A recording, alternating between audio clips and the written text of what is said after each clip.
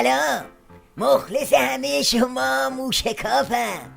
آقا درست تو بحبوحه جلز و بلز علیگدا و دلواپساش، اونم بر سر جلوگیری از نفوذ آمریکا و غرب و این حرفا، به ناگهان وسط تهران یه چنین اتفاقی افتاد. رزمایش بزرگ اقتدار سارالله از دیروز کار خودش رو با آماده سازی یگانهای مختلف رزمی و دفاعی آغاز شد و امروز بوستان ولایت تهران محل نمایش اقتدار و همچنین آمادگی نیروهای بسیجی تهران بزرگ. اوه، چه حرفا، چه چیزا. آقا شما که میگفتید الان تهدید نفوذ آمریکاست، پس چی شد؟ اگه تهدید نفوذ آمریکاست، پس چرا رزمایشتون رو وسط تهران گذاشتی؟ این بسیجی های بارفته اونم بعد از سر کشیدن ساندیس زهر تو تهران چه غلطی میکنن؟ خب اگه تهدید آمریکاست، خب یه بلفجی را بندازین بریم واشنگتن رو بگیرین و خلاص دیگه. ما خواستیم با انجام یک رزمایش در سطح تهران بزرگ به مردم عزیز و شریف این فرمایش رهبری رو که برای این تولید مورد نیاز جامعه یعنی امنیت چه تلاش‌هایی محسوس و غیر محسوس صورت می‌گیرد، رزمایشی رو طرح‌ریزی کردیم. ما باید آماده باشیم حوادث اطراف کشور به خصوص گروه‌های منحرف وابسته به استکبار جهانی اهم از داعش و النصره و جبهة الشامیه و غیره، اینها عوامل و پیاده نظام استکبار هستند. ما نیز برای اینکه نشون بدیم آمادگیامون رو یک حضور مؤثری داشتیم. به این میگن سرتشتک گیج گله دلواپسا. آخه مانور یه مش بسیجی تو تهران چه ربطی به داعش و النصره و الشامیه داره؟ تو تهران دنبال النصره میگردی؟ جای این قیقاج رفتن ها بگو ببینم درد اصلیتون چیه؟ از چی میترسید که اینجوری به دست و پا افتادید؟ شما از درون فتنه های پیچیده آمده اید که نظام سلطه برای استحاله شخصیت و محتوای انقلاب اسلامی ما طراحی کرده بود. از دل شکوه مقاومت ملت در 9 دی برای خنثی کردن فتنه 88 شما از درون استراتژی جهانی تحریم اقتصادی غرب به ویژه آمریکا در این میدان حاضر شده اید. ملاحظه کردید؟ بالاخره مجبور شد لای ساندویچ بحرانای نظامو باز کنه و برسه به گوشت اصلی داستان، یعنی همون فتنه، همون که بابای علیگدا و شیخ فری و همه نوچه هاشون رو در برده. حالا از اونجایی که حتی اسم فتنه هم رعشه بر اندام علیگدا و پاسداراش میندازه، این بوفالوی نظام بلافاصله میره تو خط دود و دم و فوت کردن تو بادکنک ترکیده منطقه‌ای.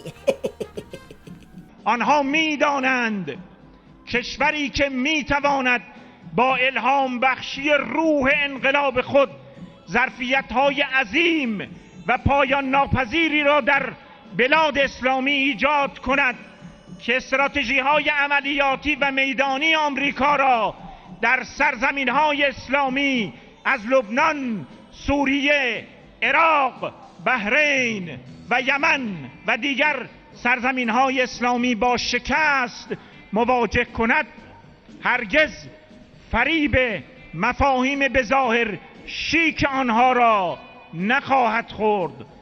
عزیزان، برادران، ملت بزرگ ایران، این را بدانید چه توافق صورت بگیرد چه صورت نگیرد، آمریکا دشمن درجه 1 ملت مسلمان ایران و جهان اسلام است.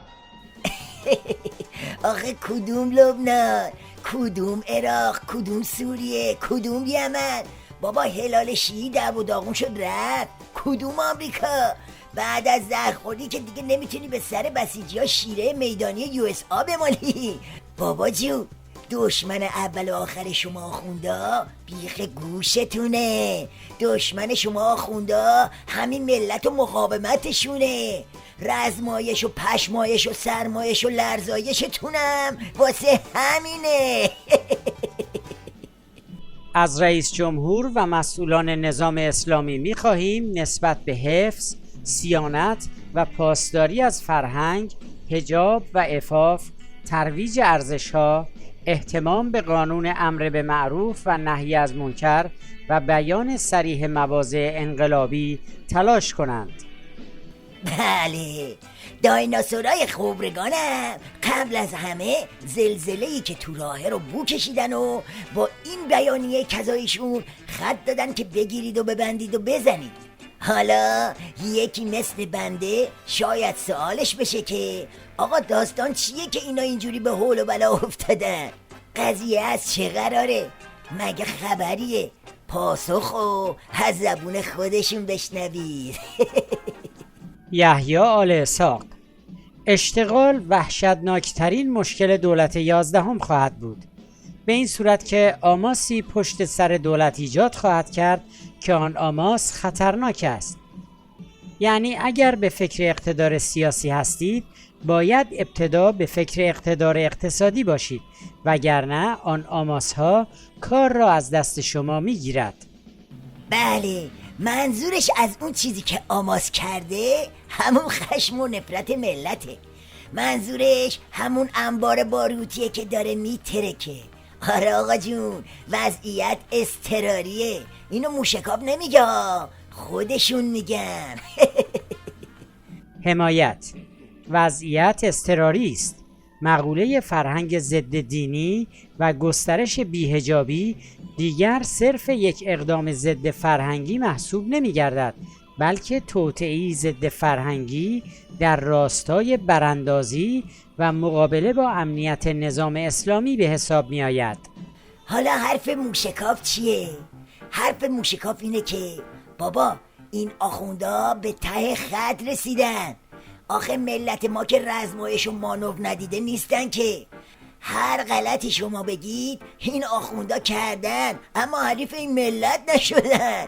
حالا هم تو دوره پس از زرخوری و این حرفا دور دست ملت ماست. یعنی اون چنان کاری دست آخوندا بدیم که جای رزمایش برن تو خط فرسایش. از اونجا هم کلشن تو چاله چالش. زد زیاد.